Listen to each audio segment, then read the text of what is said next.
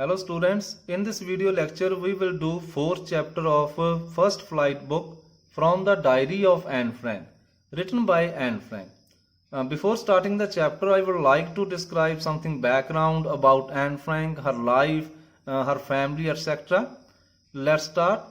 Anneliese Marie Anne Frank, 12th June 1929, February March 1925, was a German-born Jewish girl who wrote while in hiding with her family and four friends in Amsterdam during the German occupation of the Netherlands in World War II. Her family had moved to Amsterdam after the Nazis gained power in Germany, but were trapped when the Nazis' occupation extended into the Netherlands. N Frank Germany ਵਿੱਚ ਪੈਦਾ ਹੋਈ ਸੀ ਤੇ ਜੂਇਸ਼ family ਨੂੰ belong ਕਰਦੀ ਸੀ। ਉਸ ਦਾ ਜਨਮ 1929 ਵਿੱਚ ਹੋਇਆ ਤੇ 1925 ਵਿੱਚ ਉਸ ਦੀ ਡੈਥ ਹੋ ਗਈ ਸੀ। ਇਹ ਜਰਮਨੀ ਵਿੱਚ ਰਹਿੰਦੀ ਸੀ, ਜੂਇਸ਼ ਸੀ ਤੇ ਜਦ ਸੈਕੰਡ ਵਰਲਡ ਵਾਰ ਦੇ ਦੌਰਾਨ ਜਰਮਨੀ ਉੱਤੇ ਨਾਜ਼ੀਜ਼ ਨੇ ਕਬਜ਼ਾ ਕਰ ਲਿਆ ਸੀ ਤਾਂ ਐਨ ਆਪਣੇ ਪਰਿਵਾਰ ਨਾਲ ਬਚਣ ਦੇ ਲਈ ਨੀਦਰਲੈਂਡ ਦੌੜ ਗਈ। ਨੀਦਰਲੈਂਡ ਦੀ ਕੈਪੀਟਲ ਐਮਸਟਰਡੈਮ ਵਿੱਚ ਇਹ ਜਾ ਕੇ ਛੁਪ ਗਏ, ਪਰ ਉੱਥੇ ਵੀ ਨਾਜ਼ੀਜ਼ ਨੇ ਕਬਜ਼ਾ ਕਰ ਲਿਆ ਤੇ ਉੱਥੇ ਪੂਰੇ 2 ਸਾਲ ਤੱਕ ਉਹਨਾਂ ਨੂੰ ਛੁਪ ਕੇ ਰਹਿਣਾ ਪਿਆ। ਇਸ ਤਰ੍ਹਾਂ ਐਨ ਆਪਣੇ ਪਰਿਵਾਰ ਤੇ 4 ਦੋਸਤਾਂ ਨਾਲ ਐਮਸਟਰਡੈਮ ਵਿੱਚ ਪੂਰੇ 2 ਸਾਲਾਂ ਤੱਕ ਛੁਪੀ ਰਹੀ। ਐਜ਼ ਪਰਕਿਊਸ਼ਨਸ ਅਗੇਂਸਟ ਦਾ ਜੂਇਸ਼ ਪਾਪੂਲੇਸ਼ਨ ਇਨਕਰੀਜ਼ਡ, ਜਿਵੇਂ ਕਿ ਜੂਇਸ਼ ਪਾਪੂਲੇਸ਼ਨ ਨੂੰ ਕੀ ਹੈ, ਯਹੂਦੀਆਂ ਨੂੰ ਮਾਰਿਆ ਜਾ ਰਿਹਾ ਸੀ, the family went into hiding in July 1942 in hidden rooms in her father Otto Frank's office building. ਹੁਣ ਜਿਸ ਤਰ੍ਹਾਂ ਕੀ ਹੈ, ਜੂਇਸ਼ ਪਰਿਵਾਰਾਂ ਨੂੰ ਮਾਰਿਆ ਜਾ ਰਿਹਾ ਸੀ, ਜੂਇਸ਼ ਫੈਮਲੀਜ਼ ਨੂੰ ਮਾਰਿਆ ਜਾ ਰਿਹਾ ਸੀ, ਤਾਂ ਐਨ ਦਾ ਪਰਿਵਾਰ ਕੀ ਹੈ ਜੁਲਾਈ 1942 ਵਿੱਚ ਜੋ ਉਹਨਾਂ ਦੇ ਫਾਦਰ ਆਟੋ ਫਰੈਂਕਸ ਦੀ ਆਫਿਸ ਬਿਲਡਿੰਗ ਸੀ ਉੱਥੇ ਛੁਪੇ ਰਹੇ। After 2 years in hiding, the group was betrayed and transported to the concentration camp system. 2 ਸਾਲ ਤੱਕ ਜਦ ਇਹ ਛੁਪੇ ਰਹੇ ਤਾਂ ਉਸ ਤੋਂ ਬਾਅਦ ਜੋ ਇਹ ਪਰਿਵਾਰ ਸੀ ਇਹਨਾਂ ਨੂੰ ਕੀ ਹੈ ਧੋਖੇ ਨਾਲ ਟਰਾਂਸਪੋਰਟਡ ਕਰ ਦਿੱਤਾ ਗਿਆ। ਉੱਥੋਂ ਕਿੱਥੇ ਭੇਜ ਦਿੱਤਾ ਗਿਆ, concentration camp system ਵਿੱਚ ਭੇਜ ਦਿੱਤਾ ਗਿਆ, where Anne died of typhus in Bergen, Belgium, within days of her sister Margaret Frank. ਜਦ ਉੱਥੇ ਇਹ ਰਹਿ ਰਹੇ ਸਨ ਤਾਂ ਐਨ ਦੀ ਡੈਥ ਹੋ ਗਈ ਉੱਥੇ ਟਾਈਫਸ ਨਾਲ। ਕਿਸ ਜਗ੍ਹਾ ਵਿੱਚ? ਬਰਗਨ, ਬੈਲਸਮ ਦੇ ਵਿੱਚ। ਅਤੇ ਇਹ ਐਨ ਦੀ ਡੈਥ ਕਦ ਹੋਈ? ਜਦ ਉਸਦੀ ਸਿਸਟਰ ਮਾਰਗਰਟ ਫਰੈਂਕ ਦੀ ਡੈਥ ਨੂੰ ਹਜੇ ਕੁਝ ਹੀ ਦਿਨ ਹੋਏ ਸਨ। ਹਰ father Otto, the only survivor of the group, returned to Amsterdam. ਕੇਵਲ ਉਹਨਾਂ ਦੇ ਪਿਤਾ ਆਟੋ ਹੀ ਬਚੇ ਸਨ ਅਤੇ ਉਹ ਕੀ ਹੈ ਵਾਪਸ ਐਮਸਟਰਡੈਮ ਆ ਗਏ। ਆਫਟਰ ਦਾ ਵਾਰ ਐਂਡਡ, ਜਦ ਵਾਰ ਦਾ ਐਂਡ ਹੋ ਗਿਆ ਤਾਂ ਉਹ ਵਾਪਸ ਐਮਸਟਰਡੈਮ ਆ ਗਏ। To find that her diary had been saved, ਤਾਂ ਉਹਨਾਂ ਦੇ ਪਿਤਾ ਨੂੰ ਕੀ ਮਿਲੀ ਉੱਥੇ? ਐਨ ਦੀ ਇੱਕ ਡਾਇਰੀ ਮਿਲੀ ਜੋ ਕਿ ਬਚ ਗਈ ਸੀ। Convinced that it was a unique record, he took action to have it published in English under the name The Diary of a Young Girl. ਉਹਨਾਂ ਦੇ ਪਿਤਾ ਨੇ ਕੀ ਮਹਿਸੂਸ ਕੀਤਾ ਕਿ ਇਹ ਇੱਕ ਯੂਨਿਕ ਰਿਕਾਰਡ ਹੈ ਐਨ ਦੇ ਬਾਰੇ, ਤਾਂ ਉਹਨਾਂ ਨੇ ਕੀ ਫੈਸਲਾ ਲਿਆ ਕਿ ਇਸ ਨੂੰ ਪਬਲਿਸ਼ ਕਰਵਾਇਆ ਜਾਵੇ। ਤਾਂ ਇਸ ਡਾਇਰੀ ਨੂੰ ਉਹਨਾਂ ਨੇ ਕੀ ਕੀਤਾ, ਇੰਗਲਿਸ਼ ਦੇ ਵਿੱਚ ਟਰਾਂਸਲੇਟ ਕਰਵਾਇਆ, ਇੰਗਲਿਸ਼ ਵਿੱਚ ਉਹਨਾਂ ਨੇ ਕੀ ਹੈ ਪਬਲਿਸ਼ ਕਰਵਾਇਆ ਤੇ ਨੇਮ ਇਸ ਦਾ ਕੀ ਰੱਖਿਆ ਗਿਆ, the diary of a young girl. The diary was given to Anne Frank for her 13th birthday and chronicles the events of her life from 12th June 1942 until its final entry of 1st August 1944. Diary ਜੋ ਸੀ ਐਨ Frank ਨੂੰ ਉਹਨਾਂ ਦੇ 13th birthday ਉੱਪਰ ਦਿੱਤੀ ਗਈ ਸੀ ਅਤੇ ਇਸ diary ਦੇ ਵਿੱਚ ਉਹਨਾਂ ਦੇ ਜੀਵਨ ਦੇ ਜੋ ਈਵੈਂਟ ਸਨ 12th ਜੂਨ 1942 ਤੋਂ ਲੈ ਕੇ until from 12th June 1942 until its final entry, 12 ਜੂਨ 1942 ਤੋਂ ਲੈ ਕੇ ਇਸ ਵਿੱਚ ਜੋ ਫਾਈਨਲ ਐਂਟਰੀ 1 ਅਗਸਤ 1944 ਤੱਕ ਸੀ, ਇਸ ਵਿੱਚ ਲਿਖੇ ਹੋਏ ਸਨ। It was eventually translated from its original Dutch into many languages। ਇਸ ਨੂੰ ਕੀ ਹੈ, ਇਸ ਦੀ ਜੋ ਓਰੀਜਨਲ ਲੈਂਗੁਏਜ ਸੀ ਉਹ ਡੱਚ ਲੈਂਗੁਏਜ ਵਿੱਚ ਲਿਖੀ ਹੋਈ ਸੀ ਅਤੇ ਬਾਅਦ ਵਿੱਚ ਇਸ ਨੂੰ ਕੀ ਹੈ ਬਹੁਤ ਸਾਰੀਆਂ ਲੈਂਗੁਏਜਸ ਦੇ ਵਿੱਚ ਕੀ ਹੈ ਟਰਾਂਸਲੇਟ ਕੀਤਾ ਗਿਆ and became one of the world's most widely red books. ਅਤੇ ਸੰਸਾਰ ਵਿੱਚ ਸਭ ਤੋਂ ਵੱਧ ਪੜ੍ਹੀਆਂ ਜਾਣ ਵਾਲੀਆਂ ਬੁੱਕਸ ਦੇ ਵਿੱਚ ਇਹ ਦਰਜ ਹੋਈ। There have also been several films, television and theatrical programs and even an opera based on the diary। ਬਹੁਤ ਸਾਰੇ TV serials, films and theatrical programs ਜੋ ਕੀ ਹੈ ਅਤੇ ਇੱਕ ਓਪੇਰਾ ਵੀ ਇਸ ਡਾਇਰੀ ਦੇ ਉੱਪਰ ਬੇਸਡ ਬਣਿਆ। Described as the work of a mature and insightful mind, the diary provides an intimate examination of daily life under Nazi occupation। ਇਸ ਦੇ ਵਿੱਚ ਜੋ ਡਾਇਰੀ ਹੈ, ਇਹ ਡਾਇਰੀ ਕੀ ਸਾਡੇ ਸਾਹਮਣੇ ਕੀ ਦਿਖਾ ਰਹੀ ਹੈ, ਇੱਕ ਮੈਚਿਓਰ ਐਂਡ ਇਨਸਾਈਟਫੁਲ ਮਾਈਂਡ ਸਾਡੇ ਸਾਹਮਣੇ ਪੇਸ਼ ਕਰ ਰਹੀ ਹੈ। ਅਤੇ ਜੋ ਡਾਇਰੀ ਇਹ ਕੀ ਪ੍ਰੋਵਾਈਡ ਕਰਾਉਂਦੀ ਹੈ ਸਾਨੂੰ, intimate examination of daily life ਕਿਸ ਤਰ੍ਹਾਂ ਦੀ ਸੀ, ਜੋ ਨਾਜੀ ਆਕੂਪੇਸ਼ਨ ਸੀ ਉਹਨਾਂ ਦੇ ਅੰਡਰ ਜੋ ਲੋਕਾਂ ਦੀ ਡੇਲੀ ਲਾਈਫ ਸੀ ਉਹ ਕਿਸ ਤਰ੍ਹਾਂ ਦੀ ਸੀ, ਇਹ ਵੀ ਸਾਨੂੰ ਪਤਾ ਲੱਗਦਾ ਹੈ। Anne Frank has become one of the most renowned and discussed of the Holocaust victims. ਜੋ ਐਨ ਫਰੈਂਕ ਸੀ ਉਹ ਕੀ ਬਣ ਚੁੱਕੀ ਸੀ ਹੁਣ, ਮੋਸਟ ਰਿਨਾਊਨਡ, ਬਹੁਤ ਹੀ ਪ੍ਰਸਿੱਧ, and discussed of the Holocaust victim. ਜੋ ਵੀ ਇਸ ਸਮੇਂ ਦੇ ਜੋ ਪੀੜਤ ਹੋਏ ਸਨ, ਇਸ ਜੋ ਘੱਲੂਘਾਰੇ ਦੇ ਕਹਿ ਸਕਦੇ ਹਾਂ ਆਪਾਂ, ਜੋ ਇਸ ਕਤਲੇਆਮ ਦੇ ਜੋ ਹੋਇਆ ਸੀ ਇਸ ਸਮੇਂ, ਉਸ ਦੇ ਜੋ ਵਿਕਟਮ ਸਨ, ਜੋ ਪੀੜਤ ਸਨ, ਉਹਨਾਂ ਦੇ ਵਿੱਚ ਕੀ ਹੈ ਸਭ ਤੋਂ ਜ਼ਿਆਦਾ ਫੇਮਸ ਐਨ ਫਰੈਂਕ ਨੂੰ ਹੀ ਮੰਨਿਆ ਜਾਂਦਾ ਹੈ। Let's start the lesson. Writing in a diary is a really strange experience for someone like me। Anne Frank ਕੀ ਲਿਖ ਰਹੇ ਹਨ ਕਿ ਇੱਕ ਡਾਇਰੀ ਲਿਖਣਾ ਬੜਾ ਹੀ ਸਟਰੇਂਜ ਐਕਸਪੀਰੀਅੰਸ ਹੈ, ਅਜੀਬ ਜਿਹਾ ਐਕਸਪੀਰੀਅੰਸ ਹੈ ਕਿਸੇ ਦੇ ਲਈ, ਜਿਵੇਂ ਕਿ ਮੈਂ ਹਾਂ, ਮੇਰੇ ਵਰਗੀ ਲੜਕੀ ਦੇ ਲਈ ਇਹ ਕੀ ਹੈ ਇੱਕ ਸਟਰੇਂਜ ਐਕਸਪੀਰੀਅੰਸ ਹੈ। Not only because I have never written anything before, ਕੇਵਲ ਇਸ ਗੱਲ ਕਰਕੇ ਹੀ ਨਹੀਂ ਕਿ ਮੈਂ ਪਹਿਲਾਂ ਕਦੇ ਨਹੀਂ ਲਿਖਿਆ, but also because it seems to me that later on neither I nor anyone else will be interested in the musings of a 13-year-old schoolgirl।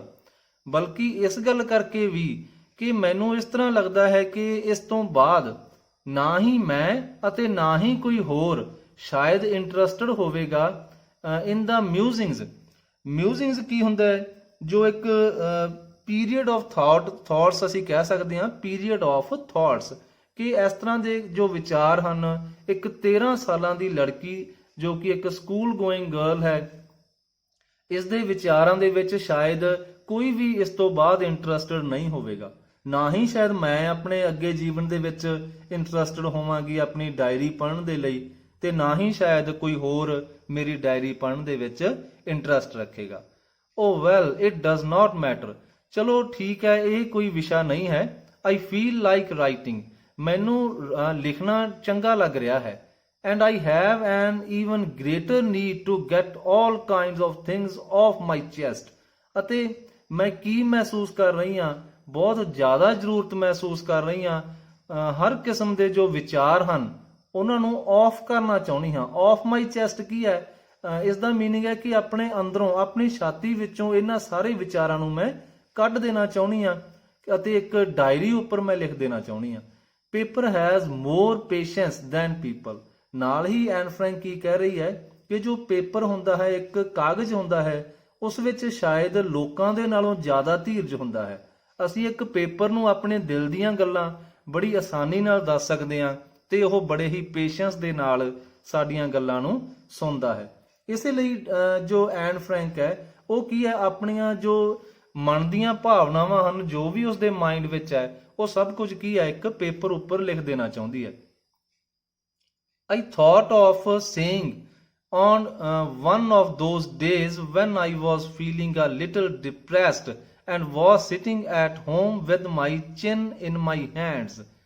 N Frank ਕੀ ਕਹਿ ਰਹੀ ਹੈ, I thought of this saying, ਮੈਂ ਇਹ ਵਿਚਾਰ ਮੈਨੂੰ ਕਦ ਆਇਆ, ਕਦ ਮੈਂ ਸੋਚਿਆ, on one of those days, ਉਹਨਾਂ ਦਿਨਾਂ ਦੇ ਵਿੱਚੋਂ ਇੱਕ ਦਿਨ ਜਦ ਮੈਂ ਕੀ ਮਹਿਸੂਸ ਕਰ ਰਹੀ ਸੀ, ਥੋੜਾ ਡਿਪਰੈਸਡ ਫੀਲ ਕਰ ਰਹੀ ਸੀ, ਨਿਰਾਸ਼ ਫੀਲ ਕਰ ਰਹੀ ਸੀ, and was sitting at home, ਅਤੇ ਆਪਣੇ ਘਰ ਵਿੱਚ ਬੈਠੀ ਸੀ, with my chin in my hands, ਜਿਸ ਤਰ੍ਹਾਂ ਅਸੀਂ ਬੈਠ ਜਾਂਦੇ ਆ ਨਾ ਕਿ ਆਪਣੇ ਦੋਵੇਂ ਹੱਥਾਂ ਦੇ ਵਿੱਚ ਆਪਣੇ ਚਿਹਰੇ ਨੂੰ ਰੱਖ ਕੇ, ਆਪਣੀ ਠੋਡੀ ਨੂੰ ਰੱਖ ਕੇ ਬੈਠ ਜਾਂਦੇ ਆ, ਇਸ ਤਰ੍ਹਾਂ ਉਹ ਬੈਠੀ ਸੀ, ਨਿਰਾਸ਼ ਸੀ ਅਤੇ ਕੁਝ ਸੋਚ ਰਹੀ ਸੀ। ਉਸ ਦਿਨ ਇਸ ਦੇ ਮਾਈਂਡ ਵਿੱਚ ਆਇਆ ਕਿ ਮੈਂ ਇੱਕ ਡਾਇਰੀ ਲਿਖਾਂ।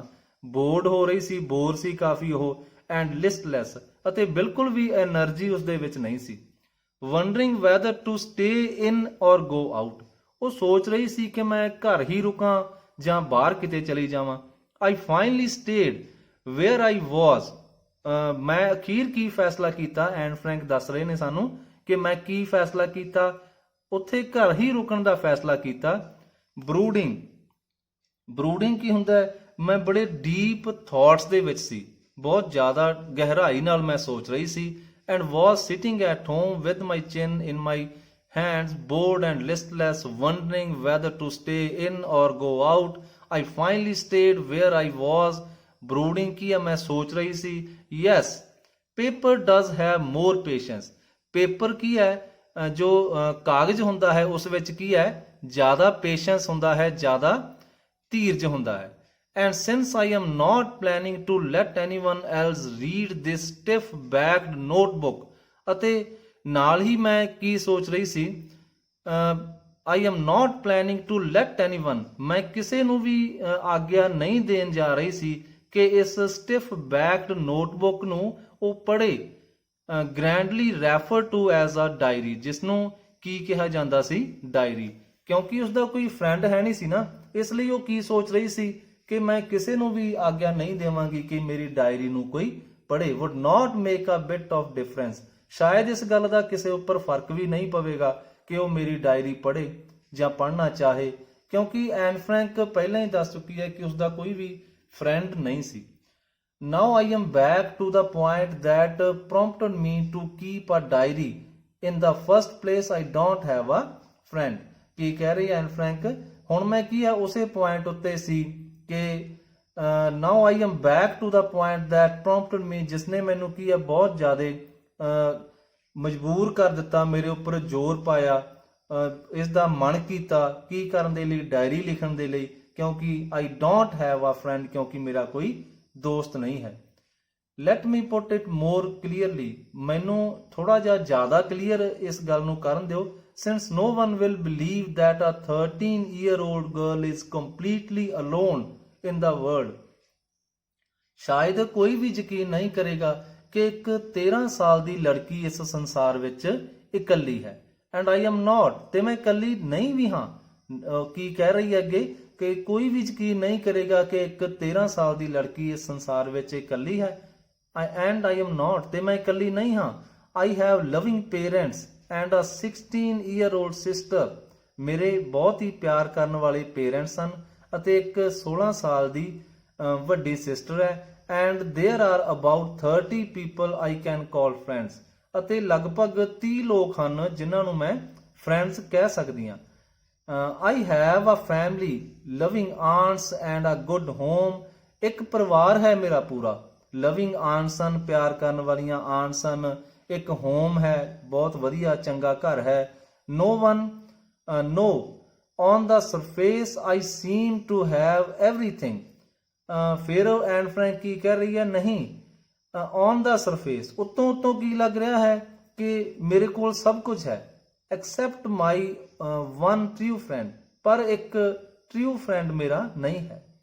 And I think about when I am with friends is having a good time, ਅਤੇ ਮੈਂ ਕੀ ਸੋਚਦੀ ਹਾਂ ਜਦ ਮੈਂ ਫਰੈਂਡਸ ਦੇ ਨਾਲ ਹੁੰਦੀ ਹਾਂ, ਮੈਂ ਬਹੁਤ ਹੀ ਵਧੀਆ ਟਾਈਮ ਸਪੈਂਡ ਕਰਦੀ ਹਾਂ। I can't bring myself to talk about anything but only everyday things. N Frank ਕਹਿ ਰਹੀ ਹੈ ਮੈਂ ਆਪਣੇ ਫਰੈਂਡਸ ਦੇ ਨਾਲ ਜਦ ਹੁੰਨੀ ਆ ਮੈਂ ਵਧੀਆ ਟਾਈਮ ਬਤੀਤ ਕਰਦੀ ਆ, ਵਧੀਆ ਟਾਈਮ ਬਿਤਾਉਂਦੀ ਆ। I can't bring my self, ਪਰ ਜੋ ਮੇਰੇ ਦਿਲ ਦੀਆਂ ਗੱਲਾਂ ਹਨ ਨਾ, I can't bring myself to talk about anything but ordinary everyday things। ਆਪਣੇ ਦਿਲ ਦੀਆਂ ਗੱਲਾਂ ਉਹ ਉਹਨਾਂ ਨਾਲ ਸਾਂਝੀਆਂ ਨਹੀਂ ਕਰਦੀ, ਕੇਵਲ ਜੋ ਰੋਜ਼ਮर्रा ਦੀਆਂ ਹਰ ਰੋਜ਼ ਦੀਆਂ ਜੋ ਸਧਾਰਨ ਗੱਲਾਂ ਹੁੰਦੀਆਂ ਹਨ ਉਹੀ ਉਹਨਾਂ ਦੇ ਨਾਲ ਕਰਦੀ ਹੈ। We don't seem to be able to get any closer, ਤੇ ਅਸੀਂ ਇੱਕ ਦੂਜੇ ਦੇ ਸ਼ਾਇਦ ਹੋਰ ਨੇੜੇ ਨਹੀਂ ਹੋ ਸਕਦੇ, ਇਸ ਤਰ੍ਹਾਂ ਮਹਿਸੂਸ ਕਰਦੀ ਹੈ। ਜੋ ਵੀ ਉਸਦੇ ਫਰੈਂਡਸ ਹਨ ਉਹਨਾਂ ਨਾਲ ਉਹ ਜੋ ਦਿਨ ਦੀਆਂ ਆਮ ਗੱਲਾਂ ਹੁੰਦੀਆਂ ਹਨ ਉਹੀ ਸਾਂਝੀਆਂ ਕਰਦੀ ਹੈ। ਤੇ ਨਾਲ ਹੀ ਐਨ ਫਰੈਂਕ ਕੀ ਕਹਿ ਰਹੀ ਹੈ, ਸ਼ਾਇਦ ਅਸੀਂ ਇਸ ਤੋਂ ਜ਼ਿਆਦਾ ਕਲੋਜ਼ ਹੋ ਵੀ ਨਹੀਂ ਸਕਦੇ। ਐਂਡ ਦੈਟਸ ਦਾ ਪ੍ਰੋਬਲਮ, ਸ਼ਾਇਦ ਇਹੀ ਪ੍ਰੋਬਲਮ ਹੈ। Maybe it is my fault that we don't confide in each other। ਸ਼ਾਇਦ ਇਹ ਮੇਰੀ ਹੀ ਕੋਈ ਪ੍ਰੋਬਲਮ ਹੈ, ਮੇਰੇ ਵਿੱਚ ਹੀ ਕੋਈ ਕਮੀ ਹੈ, ਮੇਰੇ ਵਿੱਚ ਹੀ ਕੋਈ ਫਾਲਟ ਹੈ ਕਿ ਅਸੀਂ we don't confide in each other, ਕਿ ਅਸੀਂ ਕੀ ਆਪਣੀਆਂ ਪਰਸਨਲ ਗੱਲਾਂ ਨੂੰ ਇੱਕ ਦੂਸਰੇ ਦੇ ਨਾਲ ਸ਼ੇਅਰ ਨਹੀਂ ਕਰਦੇ। In any case that is just how things are, ਬਸ ਇਹੀ ਸਥਿਤੀ ਹੈ। And unfortunately they are not liable to change, ਅਤੇ ਅਨਫੋਰਚੂਨੇਟਲੀ ਮਾੜੀ ਕਿਸਮਤ ਨਾਲ ਅਸੀਂ ਸਾਰੇ ਹੀ, ਮੇਰੇ ਫਰੈਂਡਸ ਵੀ, ਮੈਂ ਵੀ, ਇਹਨਾਂ ਸਥਿਤੀਆਂ ਨੂੰ ਸ਼ਾਇਦ ਚੇਂਜ ਨਹੀਂ ਕਰ ਸਕਦੇ, ਕਿਉਂਕਿ ਇਹ ਕਹਿ ਰਹੀ ਹੈ ਨਾ ਕਿ ਅਸੀਂ ਆਪਸ ਵਿੱਚ ਗੱਲਾਂ ਬਹੁਤੀਆਂ ਸਾਂਝੀਆਂ ਨਹੀਂ ਕਰਦੇ, ਕੇਵਲ ਜੋ ਆਮ ਰੂਟੀਨ ਦੀਆਂ ਗੱਲਾਂ ਹੁੰਦੀਆਂ ਹਨ ਉਹੀ ਕਰਦੇ ਹਾਂ।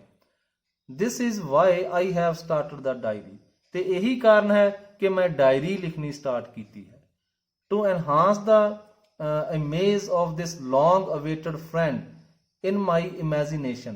ਹੁਣ ਕੀ ਕਹਿ ਰਹੀ ਹੈ ਕਿ ਇਸ ਟੂ ਇਨਹਾਂਸ, ਟੂ ਇਨਕਰੀਜ਼ ਕਰਨ ਦੇ ਲਈ, ਵਧਾਉਣ ਦੇ ਲਈ, ਇੱਕ ਸਨਮਾਨ ਨੂੰ, ਉਸਦੀ ਇਮੇਜ ਨੂੰ ਵਧਾਉਣ ਦੇ ਲਈ ਇਸ ਲੌਂਗ ਅਵੇਟਡ ਫਰੈਂਡ ਦੀ, ਜਿਸ ਨੂੰ ਕੀ ਕਹਿ ਰਹੀ ਹੈ, ਆਪਣੀ ਸੋਚ ਦੇ ਵਿੱਚ ਇਸ ਨੂੰ ਕਾਫੀ ਟਾਈਮ ਤੋਂ ਲਏ ਹੋਏ ਸੀ ਐਨ ਫਰੈਂਕ ਕਿ ਉਸਦਾ ਇੱਕ ਦੋਸਤ ਹੋਵੇ, ਤੇ ਉਹ ਇਸ ਡਾਇਰੀ ਨੂੰ ਆਪਣਾ ਕੀ ਮੰਨ ਰਹੀ ਹੈ, ਇੱਕ ਲੌਂਗ ਅਵੇਟਡ ਫਰੈਂਡ ਮੰਨ ਰਹੀ ਹੈ ਜਿਸ ਦਾ ਉਹ ਬੜੇ ਟਾਈਮ ਤੋਂ ਇੰਤਜ਼ਾਰ ਕਰ ਰਹੀ ਸੀ। I don't want to jot down the facts in this diary। ਮੈਂ ਕੀ ਨਹੀਂ ਚਾਹੁੰਦੀ, ਕੋਈ ਆਮ ਜੋ ਫੈਕਟਸ ਹੁੰਦੇ ਹਨ ਉਹ ਇਸ ਡਾਇਰੀ ਵਿੱਚ ਨਹੀਂ ਲਿਖਣਾ ਚਾਹੁੰਦੀ।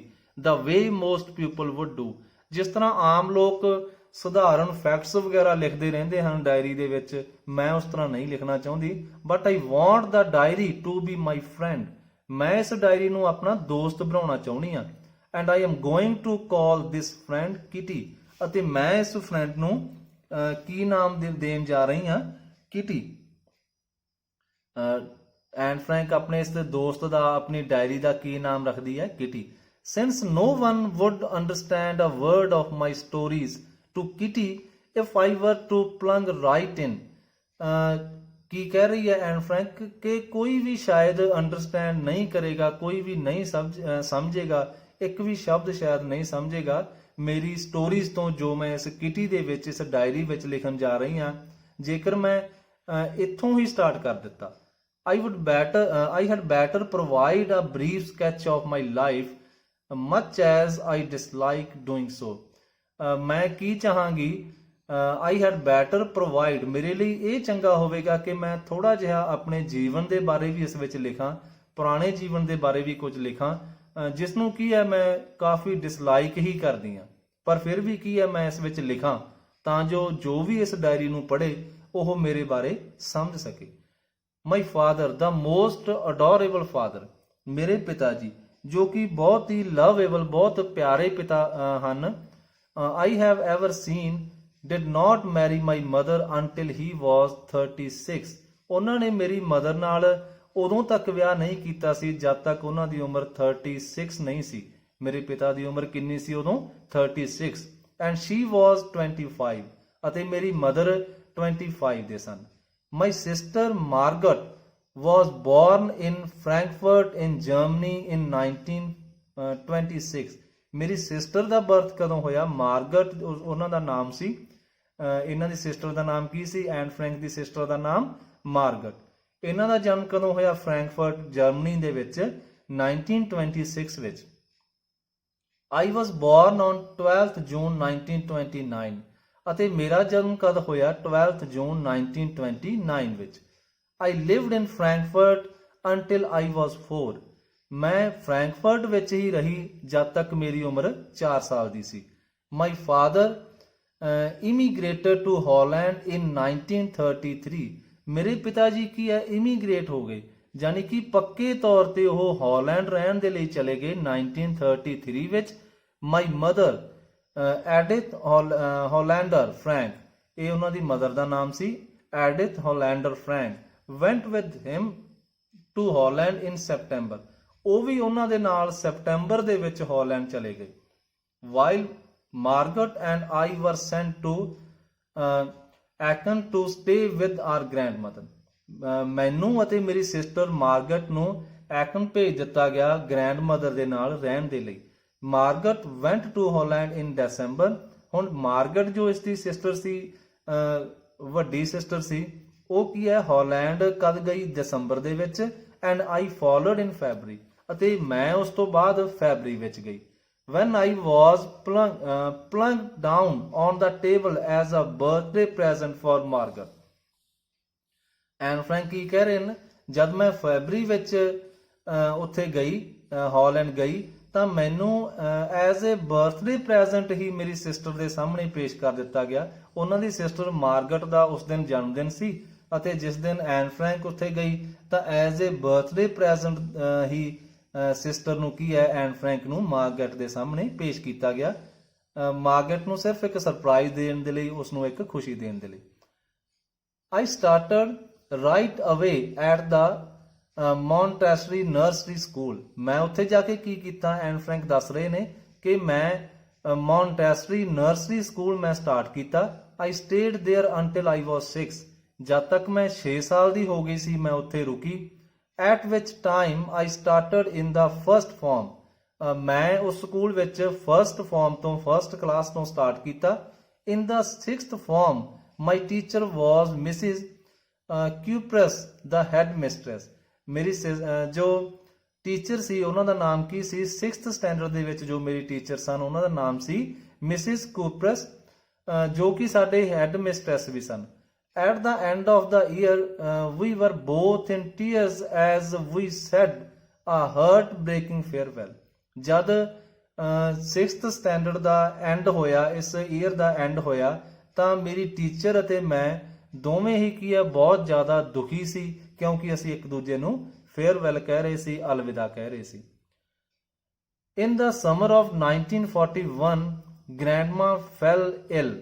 1941 ਦੇ ਵਿੱਚ ਦਾਦੀ ਮਾਂ ਬਿਮਾਰ ਹੋ ਗਏ and had to have an operation, ਅਤੇ ਉਹਨਾਂ ਨੂੰ ਇੱਕ ਆਪਰੇਸ਼ਨ ਕਰਵਾਉਣਾ ਪਿਆ. So my birthday passed with little celebration. ਅਤੇ ਮੇਰਾ ਜਨਮ ਦਿਨ ਬਹੁਤ ਹੀ ਘੱਟ ਸੈਲੀਬ੍ਰੇਸ਼ਨ ਦੇ ਨਾਲ ਬੀਤ ਗਿਆ. Grandma died in January 1942. January 1942 ਵਿੱਚ grandma ਦੀ ਡੈਥ ਹੋ ਗਈ. No one knows how often I think of her and still love her. ਕੋਈ ਵੀ ਨਹੀਂ ਜਾਣਦਾ ਕਿ ਮੈਂ ਹਾਲੇ ਵੀ ਆਪਣੀ ਦਾਦੀ ਮਾਂ ਬਾਰੇ ਬਹੁਤ ਜ਼ਿਆਦਾ ਸੋਚਦੀ ਹਾਂ ਤੇ ਉਹਨਾਂ ਨੂੰ ਬਹੁਤ ਪਿਆਰ ਕਰਦੀ ਹਾਂ. This birthday celebration in 1942 was intended to make up for the other. ਜੋ ਇਸ ਸਾਲ ਵਾਲਾ ਮੇਰਾ ਬਰਥਡੇ ਸੀ 1942 ਵਾਲਾ, ਜਿਸ ਸਾਲ ਦਾਦੀ ਦੀ ਡੈਥ ਹੋਈ, ਇਹ ਜੋ birthday C was intended to make up for the others. ਬਸ ਦੂਸਰਿਆਂ ਦੇ ਲਈ ਹੀ ਇੱਕ as a formality ਹੀ ਮਨਾਇਆ ਗਿਆ. And grandma's candle was lit along with the rest. ਅਤੇ ਗ੍ਰੈਂਡਮਾ ਦੇ ਨਾਮ ਦੀ ਇੱਕ ਕੈਂਡਲ ਵੀ ਦੂਸਰੀਆਂ ਕੈਂਡਲਸ ਦੇ ਨਾਲ ਜਗਾਈ ਗਈ. The four of us are still doing well. ਅਸੀਂ ਚਾਰੇ ਹੀ ਹੁਣ ਦੱਸ ਰਹੀ ਹੈ ਆਪਣੇ ਪਰਿਵਾਰ ਬਾਰੇ, ਆਪਣੇ ਸਿਸਟਰ ਬਾਰੇ, ਆਪਣੇ ਫਾਦਰ ਬਾਰੇ ਦੱਸ ਰਹੀ ਹੈ ਕਿ ਅਸੀਂ ਹੁਣ ਕੀ ਹੈ, the four of us are still doing well, ਵਧੀਆ ਰਹਿ ਰਹੇ ਹਾਂ. And that brings me to the present date of 20th June 1942. ਅਤੇ ਅੱਜ ਦਾ ਜੋ ਦਿਨ ਹੈ ਕੀ ਹੈ, 20th June 1942 ਹੈ. And the solemn dedication of my diary. ਅਤੇ ਮੈਂ ਆਪਣੀ ਡਾਇਰੀ ਦੇ ਪ੍ਰਤੀ ਪੂਰੀ ਤਰ੍ਹਾਂ ਡੈਡੀਕੇਟ ਹਾਂ. ਡੀਅਰੈਸਟ ਕਿਟੀ, ਐਨ ਫਰੈਂਕ ਆਪਣੀ ਡਾਇਰੀ ਵਿੱਚ ਲਿਖਦੀ ਹੈ, our entire class is quaking in its boots. ਕੀ ਮੀਨਿੰਗ ਹੈ ਇਸ ਦਾ? Quaking in its boots means shaking with fear and nervousness. ਸਾਡੀ ਸਾਰੀ ਕਲਾਸ ਬਹੁਤ ਜ਼ਿਆਦਾ ਡਰੀ ਹੋਈ ਹੈ ਅਤੇ ਕੰਬ ਰਹੀ ਹੈ. The reason, of course, is the forthcoming meeting in which the teachers decide who will move up to the next form and who will be kept back. ਇਹਨਾਂ ਦੇ ਡਰ ਦਾ ਕਾਰਨ ਕੀ ਹੈ? ਜੋ ਮੀਟਿੰਗ ਹੋਣ ਜਾ ਰਹੀ ਹੈ ਟੀਚਰਸ ਦੀ, ਜਿਸ ਵਿੱਚ ਉਹ ਕੀ ਡਿਸਾਈਡ ਕਰਨਗੇ ਕਿਹੜੇ ਬੱਚੇ ਅਗਲੀ ਕਲਾਸ ਵਿੱਚ ਜਾਣਗੇ ਤੇ ਕਿਹੜੇ ਪਿੱਛੇ ਰਹਿਣਗੇ. Half the class is making bats. GN and I laugh ourselves silly at the two boys behind us. ਲਗਭਗ ਅੱਧੀ ਕਲਾਸ ਕੀ ਹੈ ਸ਼ਰਤਾਂ ਲਗਾ ਰਹੀ ਹੈ ਇਸ ਸੰਬੰਧ ਵਿੱਚ. GN and I. GN ਕੌਣ ਹੈ? ਐਨ ਫਰੈਂਕ ਦੀ ਫਰੈਂਡ ਹੈ. ਕੀ ਕਹਿ ਰਹੀ ਹੈ ਐਨ ਫਰੈਂਕ? GN ਅਤੇ ਮੈਂ ਹੱਸ ਰਹੀਆਂ ਹਾਂ. ਕਿਸ ਗੱਲ ਉੱਤੇ ਹੱਸ ਰਹੀਆਂ ਹਾਂ? Two boys behind us. ਜੋ ਦੋ ਲੜਕੇ ਸਾਡੇ ਪਿੱਛੇ ਬੈਠੇ ਹਨ, CN and Jackie, ਉਹਨਾਂ ਉੱਤੇ ਹੱਸ ਰਹੀਆਂ ਹਨ. Who have stacked their entire holiday savings on their bed. ਜਿਨ੍ਹਾਂ ਨੇ ਆਪਣੀ ਸਾਰੀ ਛੁੱਟੀਆਂ ਦੀ ਜੋ ਸੇਵਿੰਗ ਸੀ, ਹੌਲੀਡੇ ਸੇਵਿੰਗ ਸੀ, ਉਹਨਾਂ ਨੇ ਸ਼ਰਤ ਉੱਪਰ ਹੀ ਲਗਾ ਦਿੱਤੀ ਹੈ. From morning to night, ਸਵੇਰ ਤੋਂ ਲੈ ਕੇ ਰਾਤ ਤੱਕ. It's you are going to pass. ਉਹਨਾਂ ਵਿੱਚ ਕੀ ਚੱਲ ਰਿਹਾ ਹੈ? You are going to pass, ਤੁਸੀਂ ਪਾਸ ਹੋਣ ਜਾ ਰਹੇ ਹੋ. No I am not. Yes you are, ਹਾਂ ਤੁਸੀਂ ਹੋ ਜਾਓਗੇ. ਨੋ ਆਈ ਐਮ ਨਾਟ, ਨਹੀਂ ਮੈਂ ਨਹੀਂ ਹੋ ਰਿਹਾ. Even G is pleading glances. ਇੱਥੋਂ ਤੱਕ ਕਿ G ਦੀਆਂ ਜੋ pleading glances ਹਨ, ਜਿਸ ਦੀ ਗੱਲ ਕੀਤੀ ਸੀ ਨਾ ਐਨ ਫਰੈਂਕ ਨੇ, GN ਜੋ ਕਿ ਉਸਦੀ ਫਰੈਂਡ ਹੈ.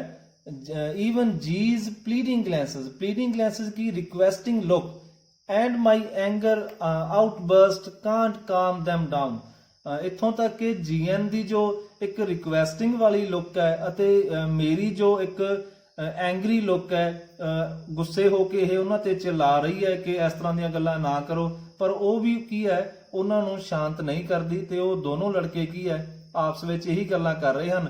ਨਹੀਂ ਤੂੰ ਪਾਸ ਹੋ ਜਾਏਗਾ, ਤੇ ਦੂਸਰਾ ਕੀ ਕਹਿ ਰਿਹਾ? ਨਹੀਂ ਮੈਂ ਨਹੀਂ ਹੋ ਰਿਹਾ, ਤੂੰ ਸ਼ਾਇਦ ਪਾਸ ਹੋ ਜਾਵੇਂ. If you ask me there are so ਮੈਨੀ ਡਮੀਜ਼. ਐਨ ਫਰੈਂਕ ਕੀ ਕਹਿ ਰਹੀ ਹੈ? ਜੇਕਰ ਤੁਸੀਂ ਮੈਨੂੰ ਪੁੱਛੋ ਤਾਂ ਮੈਂ ਤਾਂ ਇਹੀ ਕਹਾਂਗੀ ਕਿ ਬਹੁਤ ਜ਼ਿਆਦਾ ਕੀ ਹਨ? ਡਮੀਜ਼ ਹੀ ਹਨ. ਡਮੀਜ਼ ਕੀ ਹੁੰਦਾ? ਡਲ students. that about a quarter of the class should be kept back. ਕਿ ਲਗਭਗ ਕੁਆਟਰ ਆਫ ਦਾ ਕਲਾਸ ਦੇ ਵਿੱਚੋਂ 25% ਕੀ ਹੈ ਪਿੱਛੇ ਹੀ ਰਹਿਣੇ ਚਾਹੀਦੇ ਹਨ. But teachers are the most unpredictable creatures on earth. ਪਰ ਟੀਚਰਸ ਬਾਰੇ ਕੀ ਹੈ ਪੂਰੇ ਯਕੀਨ ਨਾਲ ਨਹੀਂ ਕਿਹਾ ਜਾ ਸਕਦਾ ਕਿ ਉਹ ਕੀ ਰਿਜ਼ਲਟ ਦੇਣਗੇ. I am not so worried about my girlfriends and myself. ਕੀ ਕਹਿ ਰਹੀ ਹੈ ਐਨ ਫਰੈਂਕ? ਕਿ ਮੈਂ ਆਪਣੇ ਬਾਰੇ ਅਤੇ ਆਪਣੀਆਂ ਜੋ ਗਰਲ ਫਰੈਂਡਸ ਹਨ ਉਹਨਾਂ ਦੇ ਬਾਰੇ ਚਿੰਤਤ ਨਹੀਂ ਹਾਂ. We will make it. ਅਸੀਂ ਪਾਸ ਹੋ ਜਾਵਾਂਗੇ. The only subject I am not sure about is maths. ਇੱਕੋ ਇੱਕ ਸਬਜੈਕਟ ਜਿਸ ਬਾਰੇ ਮੈਂ ਸ਼ੋਰ ਨਹੀਂ ਹਾਂ ਉਹ ਮੈਥਸ ਹੈ. Anyway, all we can do is wait. ਪਰ ਫਿਰ ਵੀ ਅਸੀਂ ਕੀ ਕਰ ਸਕਦੇ ਹਾਂ? ਬਸ ਇੰਤਜ਼ਾਰ ਹੀ ਕਰ ਸਕਦੇ ਹਾਂ. Until then we keep telling each other not to lose heart. ਤਦ ਤੱਕ ਅਸੀਂ ਬਸ ਇਹੀ ਕਹਿ ਰਹੇ ਹਾਂ ਇੱਕ ਦੂਜੇ ਨੂੰ ਕਿ ਉਹ ਦਿਲ ਨਾ ਛੱਡਣ. ਇੱਕ ਦੂਜੇ ਨੂੰ ਕੀ ਹੈ ਇਹ ਦਿਲਾਸਾ ਦੇ ਰਹੇ ਹਾਂ. I get along pretty well with all my teachers. ਮੇਰੀ ਸਾਰੇ ਟੀਚਰਸ ਦੇ ਨਾਲ ਹੀ ਚੰਗੀ ਬਣਦੀ ਹੈ. There are 9 of them. 9 teacher ਹਨ total. 7 men and 2 women. 7 male teacher ਹਨ ਅਤੇ 2 ਫੀਮੇਲ ਟੀਚਰ ਹਨ. Mr. Keesing, the old foggy ਕੀ ਹੁੰਦਾ? An old fashioned person. ਇੱਕ ਪੁਰਾਣੇ ਜ਼ਮਾਨੇ ਦਾ ਜਿਸ ਨੂੰ ਕਹਿ ਦਿੰਦੇ ਆ ਕਿ ਬਹੁਤਾ ਮਾਡਰਨ ਉਹ ਟੀਚਰ ਨਹੀਂ ਹੈ. ਮਿਸਟਰ ਕੀਸਿੰਗ ਦਾ ਓਲਡ ਫੌਗੀ ਹੂ ਟੀਚਸ ਮੈਥਸ, ਜਿਹੜੇ ਕਿ ਸਾਨੂੰ ਮੈਥਸ ਪੜਾਉਂਦੇ ਹਨ. ਵਾਜ਼ ਅਨੋਇਡ ਵਿਦ ਮੀ. ਉਹ ਮੇਰੇ ਨਾਲ ਕੀ ਹੈ ਉਹਨਾਂ ਦੇ ਸੰਬੰਧ ਠੀਕ ਨਹੀਂ ਸਨ. ਹਮੇਸ਼ਾ ਹੀ ਕੀ ਕਹਿ ਰਹੀ ਹੈ ਐਨ ਫਰੈਂਕ ਕਹਿ ਰਹੀ ਹੈ ਕਿ ਮੇਰੇ ਨਾਲ ਨਾਰਾਜ਼ ਹੀ ਰਹਿੰਦੇ. For ages because I talk so much. ਉਹ ਕੀ ਹੈ ਲੰਮੇ ਸਮੇਂ ਤੋਂ ਕੀ ਹੈ ਮੇਰੇ ਨਾਲ ਨਾਰਾਜ਼ ਸਨ. ages ਕੀ ਹੁੰਦਾ? long time. Because I talked so much. ਕਿਉਂਕਿ ਮੈਂ ਬਹੁਤ ਜ਼ਿਆਦਾ ਬੋਲਦੀ ਸੀ. After several warnings he assigned me extra homework. ਕਾਫੀ ਵਾਰ ਵਾਰਨਿੰਗ ਦੇਣ ਤੋਂ ਬਾਅਦ, ਕਿਉਂਕਿ ਐਨ ਫਰੈਂਕ ਕਾਫੀ ਬੋਲਦੀ ਸੀ ਕਲਾਸ ਵਿੱਚ ਅਤੇ ਮਿਸਟਰ ਕੀਸਿੰਗ ਨੇ ਕੀ ਹੈ ਇਸ ਨੂੰ ਕਾਫੀ ਵਾਰ ਵਾਰਨ ਵੀ ਕੀਤਾ ਸੀ ਇਸ ਸੰਬੰਧ ਵਿੱਚ, ਪਰ ਐਨ ਫਰੈਂਕ ਦੀ ਇਹ ਹੈਬਿਟ ਹੀ ਸੀ ਕਿ ਇਹ ਬਹੁਤ ਜ਼ਿਆਦਾ ਬੋਲਦੀ ਸੀ. ਤਾਂ ਉਸ ਤੋਂ ਬਾਅਦ ਕੀ ਕੀਤਾ ਮਿਸਟਰ ਕੀਸਿੰਗ ਨੇ ਕੀ ਹੈ ਇਸ ਨੂੰ ਇੱਕ ਐਕਸਟਰਾ ਕੰਮ ਦਿੱਤਾ ਕਰਨ ਦੇ ਲਈ. An essay on the subject a chatterbox. ਇੱਕ ਐਸੇ ਲਿਖਣ ਲਈ ਦਿੱਤਾ. ਸਬਜੈਕਟ ਕੀ ਸੀ ਐਸੇ ਦਾ? A chatterbox. A chatterbox, what can you write about that? Anne Frank ਕੀ ਕਹਿ ਰਹੀ ਹੈ? ਚੈਟਰ ਬਾਕਸ, ਇਸ ਬਾਰੇ ਤੁਸੀਂ ਕੀ ਲਿਖ ਸਕਦੇ ਹੋ? I would worry about that later. I decided. I would worry about that later. I decided. ਮੈਂ ਇਸ ਲੈਟਰ ਬਾਰੇ ਕੀ ਹੈ ਚਿੰਤਾ ਕਰਾਂਗੀ. I decided. I jotted down the title in my notebook. ਮੈਂ ਕੀ ਕੀਤਾ? I jotted down ਕੀ ਹੈ? Noted down. I noted down the title in my notebook. ਮੈਂ ਇਹ ਟਾਈਟਲ ਆਪਣੀ ਨੋਟਬੁੱਕ ਵਿੱਚ ਨੋਟ ਕੀਤਾ. Tucked it in my bag and tried to keep quiet. ਇਸ ਨੂੰ ਕੀ ਹੈ ਆਪਣੇ ਬੈਗ ਦੇ ਵਿੱਚ ਪਾਇਆ and tried to keep quiet ਅਤੇ ਸ਼ਾਂਤ ਰਹਿਣ ਦੀ ਕੋਸ਼ਿਸ਼ ਕੀਤੀ.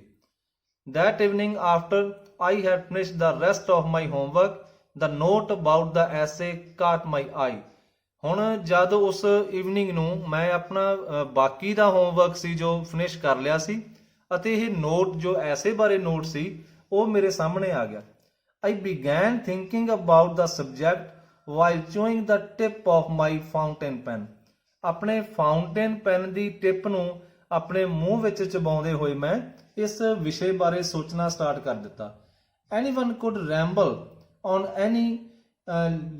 any leave big spaces between the words. ਕੋਈ ਵੀ ਕੀ ਹੈ ramble on ਕੀ ਹੁੰਦਾ ਹੈ? talk or write aimlessly for long.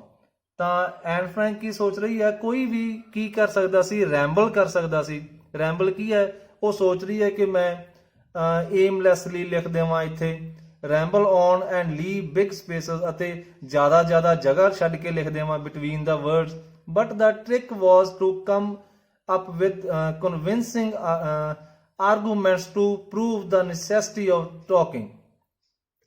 ਪਰ ਹੁਣ ਉਹ ਕੀ ਸੋਚ ਰਹੀ ਸੀ? ਉਹ ਟ੍ਰਿਕ ਉਸਦੇ ਮਨ ਵਿੱਚ ਕੀ ਆ ਰਹੀ ਸੀ ਕਿ ਮੈਂ ਕੀ ਕਰਾਂ? To come up with convincing arguments. ਉਹ ਟੀਚਰ ਨੂੰ ਕੀ ਹੈ ਕਨਵਿੰਸ ਕਰਨਾ ਚਾਹੁੰਦੀ ਸੀ, ਇਸ ਗੱਲ ਉੱਤੇ ਰਾਜੀ ਕਰਨਾ ਚਾਹੁੰਦੀ ਸੀ. ਕੀ ਸਾਬਿਤ ਕਰਨਾ ਚਾਹੁੰਦੀ ਸੀ? Necessity of talking. ਉਹ ਕੀ ਸ਼ੋ ਕਰਨਾ ਚਾਹੁੰਦੀ ਸੀ ਕਿ ਇਹ ਬੋਲਣਾ ਹੈ ਜੋ ਇਹ ਜ਼ਰੂਰਤ ਹੈ, ਜ਼ਰੂਰੀ ਹੁੰਦਾ ਹੈ ਬੋਲਣਾ. I thought and thought. ਮੈਂ ਬਹੁਤ ਜ਼ਿਆਦਾ ਸੋਚਿਆ. ਐਨ ਫਰੈਂਕ ਡਾਇਰੀ ਲਿਖ ਰਹੀ ਹੈ ਨਾ ਆਪਣੀ ਅਤੇ ਕੀ ਕਹਿ ਰਹੀ ਹੈ? ਮੈਂ ਬਹੁਤ ਜ਼ਿਆਦਾ ਸੋਚਿਆ. And suddenly I had an idea. ਅਤੇ ਅਚਾਨਕ ਮੈਨੂੰ ਇੱਕ ਆਈਡੀਆ ਆਇਆ. I wrote the 3 pages Mr. Keesing had assigned me. ਮੈਂ 3 pages ਉਸ ਉੱਤੇ ਲਿਖ ਦਿੱਤੇ ਐਸੇ ਉੱਪਰ ਜੋ ਮਿਸਟਰ ਕੇਸਿੰਗ ਨੇ ਮੈਨੂੰ ਅਸਾਈਨ ਕੀਤਾ ਸੀ and was satisfied. ਅਤੇ ਹੁਣ ਮੈਂ ਸੰਤੁਸ਼ਟ ਸੀ. I argued that talking is a student's trade. ਮੈਂ ਕੀ ਉਸ ਵਿੱਚ ਲਿਖਿਆ ਸੀ ਕਿ ਇੱਕ ਜੋ ਟਾਕਿੰਗ ਕਰਨਾ ਹੈ ਉਹ ਕੀ ਹੈ? ਸਟੂਡੈਂਟਸ ਦੀ ਕੁਆਲਿਟੀ ਹੁੰਦੀ ਹੈ. And that I would do my best to keep it under control. ਅਤੇ ਮੈਂ ਇਸ ਨੂੰ ਆਪਣੇ ਕੰਟਰੋਲ ਵਿੱਚ ਰੱਖਣ ਦੀ ਪੂਰੀ ਕੋਸ਼ਿਸ਼ ਕਰਾਂਗੀ. But that I would never be able to cure my self. ਪਰ that I would never be able to cure myself of the habit since my mother talked as much as I did, if not more. ਕੀ ਕਹਿ ਰਹੀ ਹੈ ਇਸ ਵਿੱਚ ਐਨ Frank? ਕੀ ਲਿਖਿਆ ਉਸਨੇ ਕਿ ਮੈਂ ਇਸ ਨੂੰ ਕੰਟਰੋਲ ਕਰਨ ਦੇ ਵਿੱਚ ਕਾਮਯਾਬ ਨਹੀਂ ਹੋਵਾਂਗੀ, ਵੀ ਮੈਂ ਪੂਰੀ ਤਰ੍ਹਾਂ ਇਸ ਦਾ ਇਲਾਜ ਨਹੀਂ ਕਰ ਸਕਾਂਗੀ ਆਪਣੀ ਇਸ ਹੈਬਿਟ ਦਾ, ਕਿਉਂਕਿ ਇਹ ਜੋ ਆਦਤ ਹੈ ਮੇਰੀ ਮਦਰ ਨੂੰ ਵੀ ਇਸ ਤਰ੍ਹਾਂ ਦੀ ਹੀ ਆਦਤ ਸੀ. My mother talked as much as I did. ਜਿੰਨਾ ਮੈਂ ਬੋਲਦੀ ਹਾਂ ਮੇਰੀ ਮਦਰ ਵੀ ਇੰਨਾ ਹੀ ਬੋਲਦੀ ਸੀ. ਇਫ ਨਾਟ ਮੋਰ. ਜੇ ਜ਼ਿਆਦਾ ਨਹੀਂ ਤਾਂ ਇੰਨਾ ਤਾਂ ਉਹ ਵੀ ਬੋਲਦੀ ਹੀ ਸੀ. And that there is not much you can do about inherited traits. ਅਤੇ ਜੋ ਇਹ ਇਨਹੈਰਿਟਡ ਸਾਨੂੰ ਜੋ ਵਿਰਾਸਤ ਵਿੱਚ ਹੀ ਸਾਡੀਆਂ ਜੋ ਆਦਤਾਂ ਇਹ ਹੁੰਦੀਆਂ ਹਨ ਨਾ, ਜੋ ਵਿਰਸੇ ਵਿੱਚ ਹੀ ਸਾਨੂੰ ਕੁਆਲਿਟੀਜ਼ ਮਿਲਦੀਆਂ ਹਨ, ਇਹਨਾਂ ਨੂੰ ਕੀ ਹੈ ਬਦਲਣਾ ਬਹੁਤ ਜ਼ਿਆਦਾ ਔਖਾ ਹੁੰਦਾ ਹੈ. ਇਹ ਕਹਿ ਰਹੀ ਹੈ Anne Frank. Mr Keesing had a good laugh at my arguments. Mr Keesing ਨੇ ਕੀ ਹੈ ਬਹੁਤ ਜ਼ਿਆਦਾ ਹੱਸੇ ਉਹ ਮੇਰੇ ਇਹਨਾਂ ਆਰਗੂਮੈਂਟਸ ਤੇ. But when I proceeded to talk my way through the next lesson. ਪਰ ਜਦੋਂ ਮੈਂ ਆਪਣੀ ਇਹ ਟਾਕਿੰਗ ਸੀ ਇਸ ਨੂੰ ਅਗਲੇ ਲੈਸਨ ਦੇ ਦੌਰਾਨ ਵੀ ਕੀ ਹੈ ਇਸੇ ਤਰ੍ਹਾਂ ਹੀ ਜਾਰੀ ਰੱਖਿਆ. ਹੀ ਅਸਾਈਨਡ ਮੀ ਅ ਸੈਕੰਡ ਐਸੇ. ਤਾਂ ਉਹਨਾਂ ਨੇ ਮੈਨੂੰ ਕੀ ਹੈ ਇੱਕ ਹੋਰ ਐਸੇ ਅਸਾਈਨ ਕਰ ਦਿੱਤਾ. This time it was suppose to be on an incorrigible chatterbox. ਹੁਣ ਇਹ ਕਿਸ ਵਿਸ਼ੇ ਉੱਤੇ ਲਿਖ ਦਿੱਤਾ ਗਿਆ ਐਸੇ? ਐਨ ਫਰੈਂਕ ਨੂੰ ਕਿਸ ਵਿਸ਼ੇ ਉੱਤੇ ਟੀਚਰ ਨੇ ਇੱਕ ਹੋਰ ਐਸੇ ਦੇ ਦਿੱਤਾ? ਐਨ ਇਨਕੋਰਿਜੀਬਲ ਚੈਟਰ ਬਾਕਸ. ਇਨਕੋਰਿਜੀਬਲ ਕੀ ਹੁੰਦਾ ਹੈ? ਜਿਸ ਨੂੰ ਸੁਧਾਰਿਆ ਨਾ ਜਾ ਸਕੇ, ਜਿਸ ਨੂੰ ਕਰੈਕਟ ਨਾ ਕੀਤਾ ਜਾ ਸਕੇ. ਆਈ ਹੈਂਡਡ ਇਟ ਇਨ. ਮੈਂ ਇਹ ਵੀ ਹੈਂਡ ਓਵਰ ਕਰ ਦਿੱਤਾ, ਇਸ ਉੱਪਰ ਵੀ ਲਿਖ ਕੇ ਮੈਂ ਹੈਂਡ ਓਵਰ ਕਰ ਦਿੱਤਾ. and Mr. Casing had nothing to complain about for 2 whole lessons. ਅਤੇ ਇਹਨਾਂ 2 ਲੈਸਨ ਦੇ ਦੌਰਾਨ ਮਿਸਟਰ ਕੈਸਿੰਗ ਨੂੰ ਮੇਰੇ ਤੋਂ ਕੋਈ ਸ਼ਿਕਾਇਤ ਨਹੀਂ ਸੀ। ਇਹਨਾਂ 2 ਦਿਨਾਂ ਤੱਕ ਮੈਨੂੰ ਮਿਸਟਰ ਕੈਸਿੰਗ ਨੇ ਕੁਝ ਨਹੀਂ ਕਿਹਾ। ਹਾਊਐਵਰ ਡਿਊਰਿੰਗ ਦਾ 3rd ਲੈਸਨ, ਫਿਰ ਵੀ ਜਦ ਤੀਸਰੇ ਲੈਸਨ ਦੇ ਦੌਰਾਨ I had finally had enough. He had finally had enough, and Frank, as punishment for talking in class, write an essay entitled "Quack Quack Quack," said Mistress Chatterbox. ਹੁਣ ਜਦ ਤੀਸਰੇ lesson ਦੇ ਦੌਰਾਨ ਵੀ ਐਨ ਫਰੈਂਕ ਨੇ ਬੋਲਣਾ ਬੰਦ ਨਾ ਕੀਤਾ ਕਲਾਸ ਵਿੱਚ, ਤਾਂ ਜੋ ਮਿਸਟਰ ਕੈਸਿੰਗ ਸਨ ਉਹ ਬਹੁਤ ਜ਼ਿਆਦਾ ਪਰੇਸ਼ਾਨ ਹੋ ਚੁੱਕੇ ਸਨ ਐਨ ਫਰੈਂਕ ਤੋਂ, ਅਤੇ ਐਜ਼ ਏ ਪਨਿਸ਼ਮੈਂਟ ਉਸ ਨੂੰ ਕੀ ਕਿਹਾ ਕਿ ਉਹ ਇੱਕ ਹੋਰ ਐਸੇ ਲਿਖੇ ਜਿਸ ਦਾ ਟਾਈਟਲ ਕੀ ਹੈ, ਕੁਐਕ ਕੁਐਕ ਕੁਐਕ ਸੈਡ ਮਿਸਟਰੈਸ ਚੈਟਰਬਾਕਸ। ਇਹ ਇੱਕ ਹੋਰ topic as a punishment Anne Frank ਨੂੰ ਦੇ ਦਿੱਤਾ ਗਿਆ। ਦ ਕਲਾਸ ਰੋਡ, ਪੂਰੀ ਕਲਾਸ ਹੀ ਕੀ ਹੈ ਚਿਲਾਉਣ ਲੱਗੀ, ਪੂਰੀ ਕਲਾਸ ਕੀ ਹੈ ਹੱਸ ਪਈ। I had to laugh too, ਮੈਨੂੰ ਵੀ ਹੱਸਣਾ ਪਿਆ। ਐਨ ਫਰੈਂਕ ਕਹਿ ਰਹੀ ਹੈ ਜਦ ਪੂਰੀ ਕਲਾਸ ਹੱਸ ਰਹੀ ਸੀ ਤਾਂ ਮੈਨੂੰ ਵੀ ਹੱਸਣਾ ਪਿਆ। Though I had nearly exchanged my ingenuity on the topic of chatterbox, ਭਾਵੇਂ ਦੀ ਕੀ ਹੈ ਮੈਂ ਆਪਣੀ ਜੋ ਓਰੀਜਨਲੀ ਜੋ ਮੇਰੇ ਅੰਦਰ ਥਾਟਸ ਸਨ ਉਹਨਾਂ ਨੂੰ ਕੀ ਹੈ ਮੈਂ ਖਤਮ ਕਰ ਚੁੱਕੀ ਸੀ, ਫਿਨਿਸ਼ਡ ਕਰ ਚੁੱਕੀ ਸੀ। ਐਗਜ਼ੌਸਟਡ ਕੀ ਹੈ ਫਿਨਿਸ਼ਡ। ਮਾਈ ਇਨਜੈਨਿਟੀ, ਮੇਰੇ ਜੋ ਓਰੀਜਨਲੀ ਜੋ ਆਈਡੀਆ ਸਨ ਹੁਣ ਤੱਕ ਐਸੇ ਲਿਖਦੇ ਲਿਖਦੇ ਉਹ ਖਤਮ ਹੋ ਚੁੱਕੇ ਸਨ ਔਨ ਦਾ ਟੌਪਿਕ ਆਫ ਚੈਟਰਬਾਕਸ, ਕਿਉਂਕਿ ਚੈਟਰਬਾਕਸ ਟੌਪਿਕ ਉੱਪਰ ਪਹਿਲਾਂ ਹੀ ਉਹ 2 ਟੌਪਿਕ ਲਿਖ ਚੁੱਕੀ ਸੀ ਅਤੇ ਹੁਣ ਕੀ ਹੈ ਉਸਦੇ ਕੋਈ ਵਿਚਾਰ ਉਸਦੇ ਮਾਈਂਡ ਵਿੱਚ ਨਹੀਂ ਰਹੇ ਸਨ। It was time to come up with something else, ਹੁਣ ਇਹ ਸਮਾਂ ਸੀ ਕਿ ਕੁਝ ਨਵੇਂ ਆਈਡੀਆਜ਼ ਦਿੱਤੇ ਜਾਣ, ਸਮਥਿੰਗ ਓਰੀਜਨਲ, ਕੋਈ original ideas. My friend Sanne who is good at poetry, and Frank ਕੀ ਕਹਿ ਰਹੀ ਹੈ ਕਿ ਮੇਰੀ ਇੱਕ ਫਰੈਂਡ ਸੀ ਸੇਨ ਜੋ ਕਿ ਪੋਇਟਰੀ ਵਿੱਚ ਬਹੁਤ ਚੰਗੀ ਸੀ।